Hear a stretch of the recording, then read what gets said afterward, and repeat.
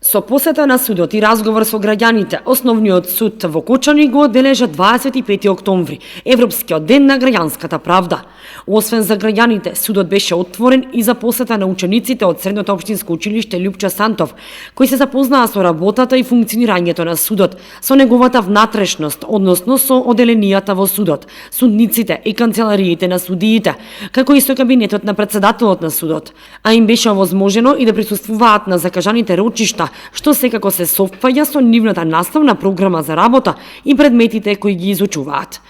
Инаку, 25 октомври е Европски ден на граѓанската правда, што по препорака на Европската комисија и Советот на Европа во 2010 година во Република Македонија за прв пат беше одбележан. Целта на одбележувањето е доближување на правдата до граѓаните и тие да бидат запознаени со нејзиното спроведување.